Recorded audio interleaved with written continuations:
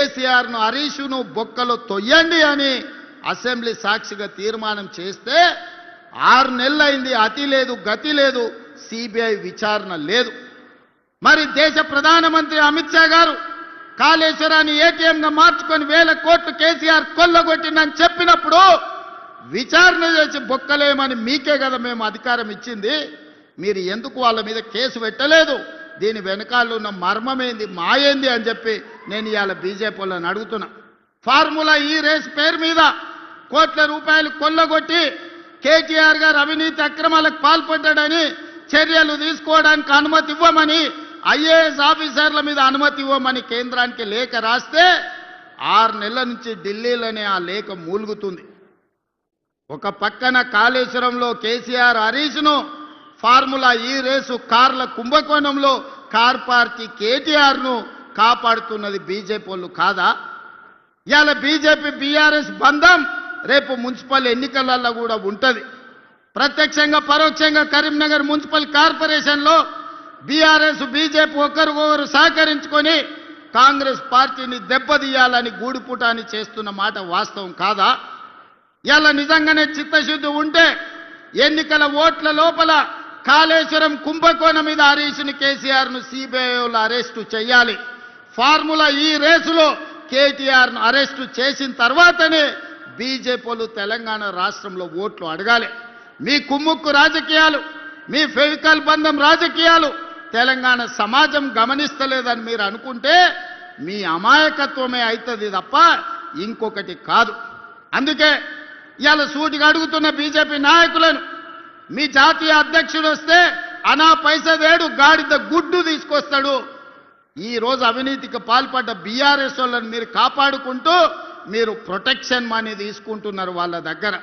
ఇవాళ మీరు కాపాడడానికి వాళ్ళ దగ్గర మీరు మామూలు వసూలు చేసుకుంటున్నారు తప్ప మీరు వాళ్ళని అరెస్ట్ చేసే పరిస్థితి లేదు. అందుకే మిత్రులారా, తెలంగాణ సమాజాన్ని ఆలోచన చేయమని నేను చెప్తున్నా. ఇవాళ బీజేపీ బీఆర్ఎస్ వాళ్ళు చీకటి ఒప్పందంలో భాగంగా కాంగ్రెస్ పార్టీని దెబ్బతీయాలని చూస్తున్నారు. 2 ఏళ్లలో మీరేం చేసిండ్రని మమ్మల్ని అడుగుతారు. నేను అడగదలుచుకున్న 10 ఏళ్ళు కేసీఆర్ ఏం చేసిండో, 12 ఏళ్ళు నరేంద్ర మోడీ ఏం చేసిండో లెక్క చెప్పండి. 2 ఏళ్లలో మేము ఏం చేసినామో శాసనసభలో లెక్క చెప్తా. ఒకవేళ మీకు ఈ వేదిక మీద నుంచి 2 ఏళ్లలో మేము ఏం చేసినామో ధైర్యం ఉంటే లెక్క రాసుకోండి. గుండె బగిలి సస్తారు బీజేపీ వాళ్ళు, బీఆర్ఎస్ వాళ్ళు, లెక్క రాసుకోండి అని చెప్పి నేను ఈ వేదిక మీద నుంచి చెప్పదలుచుకున్నా. విద్యార్థుల కోసం ఈ 2 ఏళ్లలో 70,000 ప్రభుత్వ ఉద్యోగాలు ఎల్బీ స్టేడియం సాక్షిగా, శిల్పారామం సాక్షిగా ఎన్నో ఏళ్ల నుంచి నీళ్లు నిధులు నియామకాల పేరు మీద తెలంగాణ ఉద్యమం జరిగితే నియామకాలు మీరు చేపట్టకపోతే ప్రభుత్వంలో 70,000 ఉద్యోగాలు మేము ఇచ్చినాం. 70,000 మంది తలలు లెక్క పెడతా. ఎల్బీ స్టేడియానికి ధైర్యం ఉంటే రమ్మని బీఆర్ఎస్ బీజేపీ వాళ్ళకు నేను సవాలు విసురుతున్నా.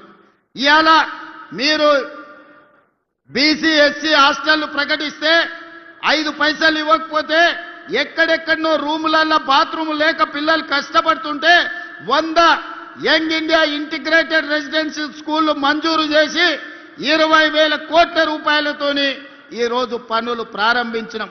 బుక్కెడు బువ్వ మీరు చక్కగా పెట్టకపోతే హాస్టళ్లలో చదువుకుంటున్న పిల్లలకు 40% ఈరోజు మనము వాళ్ళ భోజనానికి రేట్లు పెంచినాం. 200% కాస్మెటిక్ ఛార్జీలు పెంచినాం. ఇవాళ ప్రతి విద్యార్థికి పాఠశాలకు వెళ్ళేవాడికి రేపటి నుంచి రేపు వచ్చే అకాడమిక్ ఇయర్లో బ్రేక్ఫాస్ట్ పెట్టాలని ఇవాళ నిర్ణయం తీసుకున్నాం.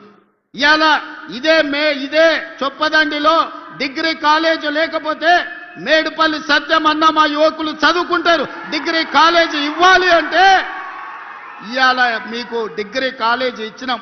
ఇదేం కాదు మిత్రులు, పొన్నం ప్రభాకర్ శాతవాహన యూనివర్సిటీ ఉన్నది కానీ లా కాలేజ్ లేదు, ఎల్ఎల్ఎం లేదు, ఇంజనీరింగ్ కాలేజ్ లేదు అంటే ఈ కరీంనగర్ ప్రాంతానికి law college, LLM college, engineering college మేము ఇచ్చిన మాట వాస్తవం కాదా? ఆదిలాబాద్ జిల్లాకు యూనివర్సిటీ ఇచ్చిన మాట వాస్తవం కాదా? ఖమ్మం జిల్లాకి ఎర్త్ యూనివర్సిటీ మన్మోహన్ సింగ్ గారి పేరు మీద యూనివర్సిటీ ఇచ్చిన మాట వాస్తవం కాదా? ఇవాళ ఒకటొకటిగా చెప్పుకుంటూ వెళ్తే ఎన్ని కాలేజీలు ఇచ్చినామో మొత్తం నేను లెక్క చెప్తా. పిల్లల కష్టాలు తీర్చడానికి శత విధాల ప్రయత్నం చేస్తున్నాం. నిరుద్యోగ యువకులకు 70,000 ఉద్యోగాలు ఇచ్చినాం. ఇవాళ రైతు రుణమాఫీ 25,35,000 రైతులకు 21,000 కోట్ల రూపాయలు 2 లక్షల రూపాయలకు లెక్క కట్టి రైతులకు రుణమాఫీ చేసి ఈనాడు 9 రోజుల్లోనే 9,000 కోట్ల రూపాయలు రైతు భరోసా తుమ్మల నాగేశ్వరరావు గారి నాయకత్వంలో ఈ రోజు వాళ్ళ ఖాతాలలో నగదు బదిలీ చేసింది నిజం కాదా? ఉత్త వ్యవసాయం మీదనే 1,15,000 కోట్ల రూపాయలు రైతుల కోసం ఈ రోజు మనము నగదు బదిలీ చేసినాం. రైతులకు ఉచిత కరెంట్ ఇస్తున్నాం. ఇవాళ రైతు బీమా పథకాన్ని మనం అమలు చేస్తున్నాం. అదే కాదు, ఆనాడు కేసీఆర్ అన్నాడు ఒరేసుకుంటే మీరు ఊరేసుకున్నట్టే అని. మిమ్మల్ని మాత్రం ఒరేసుకుంటే ఊరేసుకున్నట్టే అన్నాడు. ఆయన ఫామ్ హౌస్లో 150 ఎకరాలలో వరి పండిస్తే కావేరీ సీడ్స్ వాళ్ళు 4,000 రూపాయలకు క్వింటాలు కొన్నారు. పేద రైతులకు 2,000 కోసం కొనలేదు, కానీ ఆయన వండించిన పంటకు మాత్రం 4,000 రూపాయలు ఇచ్చారు. నేను అడగదలుచుకున్నా, మనమేమో ఒడ్లు పండించినాం, ఆయన ఏమన్నా బంగారం పండించిందా? ఒరేసుకుంటే ఊరేసుకున్నట్టే అన్నాడు కదా. అలాంటి ఇదే రాష్ట్రంలో నేను వచ్చిన తర్వాత, ఇందిరమ్మ రాజ్యం వచ్చిన తర్వాత రైతులందరికీ చెప్పినాం, మీరు వరి పండించండి, సన్న ఒట్లు పండించండి, గిట్టుబాటు ధరనే కాదు క్వింటాల్కి 500 రూపాయల బోనస్ ఇచ్చి చివరి గింజ వరకు కొంటామని.